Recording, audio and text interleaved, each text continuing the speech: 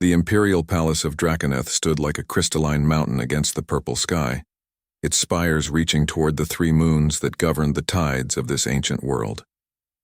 Within its walls, chaos reigned. Jessica Martinez wiped the sweat from her brow as another ear-splitting shriek echoed through the corridors.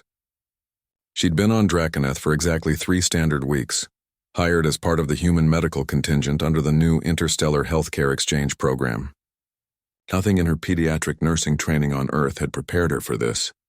"Another one's escaped," a Draconeth guard shouted, his scaled face twisted in panic. The reptilian alien, standing nearly 8 feet tall with midnight blue scales and golden eyes, looked absolutely terrified. "The royal hatchlings are destroying the East Wing." Jessica followed the sounds of destruction, crashing, roaring, and what sounded suspiciously like expensive things breaking. She turned a corner and stopped dead in her tracks. 3 baby dragons, each the size of a large dog, were wreaking havoc in what appeared to be a priceless artifact gallery. Their scales shimmered in shades of crimson, emerald, and sapphire. One was breathing small jets of flame at ancient tapestries, while another used its tail to sweep priceless vases off their pedestals. The third had cornered a group of terrified servants. "Get back, human," one of the Draconeth attendants hissed. "The Emperor's offspring are untouchable. Only those of royal blood may handle them, and the Emperor is away on the frontier." Jessica watched as the attendants tried various approaches, coaxing with food, attempting to corner them, even projecting holographic illusions. Nothing worked. The baby dragons seemed to treat it all as a game, becoming more excited and destructive with each failed attempt. She thought of her rotation in the NICU back on Earth, of the countless crying infants she'd soothed. Dragons or not, babies were babies, and these babies were clearly stressed, overstimulated, and frightened despite their destructive behavior. "How long have they been like this?" Jessica asked. 3 days, admitted the head attendant, a elderly Draconeth named Krazith, ever since the Empress was called away for the funeral of her sister. "The hatchlings have never been separated from their parents before. We've tried everything in the royal protocols." Jessica made a decision. Ignoring the protests, she walked calmly toward the dragons. The attendants gasped, certain they were about to witness a human's incineration. "Hey there, little ones," Jessica said softly, her voice barely above a whisper. She sat down on the floor, making herself smaller, less threatening. The dragons paused in their destruction, curious about this strange pink creature that wasn't running or shouting. She began to hum, an old lullaby her grandmother used to sing, a simple melody that transcended language. The crimson dragon tilted its head, smoke still curling from its nostrils. Jessica reached into her medical bag and pulled out a small thermal blanket, the kind used for premature babies. She wrapped it around herself, then slowly opened her arms. The emerald dragon approached first, sniffing cautiously. Jessica remained still, continuing her humming. The dragon crept closer, then, surprising everyone, curled up in her lap. Its scales were warm, almost hot to the touch, but not unbearable. "That's it," Jessica murmured. "You're scared, aren't you? Missing your parents." "It's okay." The sapphire dragon approached next, followed finally by the crimson one.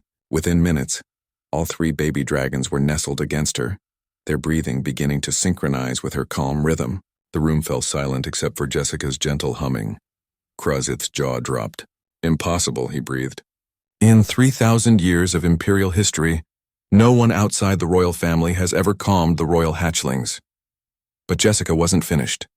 She'd noticed something the Draconeth had missed. The temperature in the nursery was too cold for creatures who literally produced fire. The lighting was too bright. The space was too open, too exposed. These babies needed to feel secure. "They need a proper nest," Jessica said quietly, careful not to disturb the sleeping dragons. "And they need routine, structure, something predictable when their world feels chaotic." Over the next few hours, Jessica worked with the staff to transform the royal nursery. They dimmed the lights, added heating elements, created smaller, cozier spaces with soft materials. She established feeding times, playtimes, and rest times. She taught the attendants about reading stress signals, the way the dragon's scales would darken when they were overstimulated, how their tails would twitch when they needed to burn off energy. When Emperor Vexthor returned 2 days later, he found his offspring peacefully sleeping in their newly redesigned nursery, with a human nurse sitting nearby. recording observations on her datapad. "Explain," the Emperor demanded. Though his relief was evident, Jessica stood and bowed respectfully. "Your Majesty, your children weren't being difficult.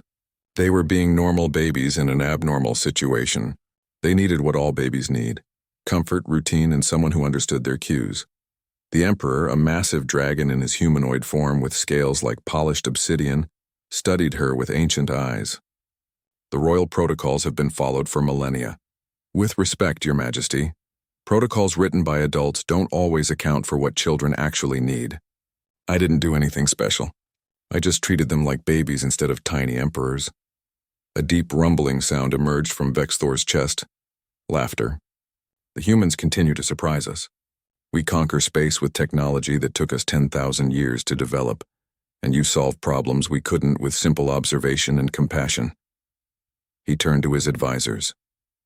"I want Nurse Martinez to head a new department, interspecies pediatric care.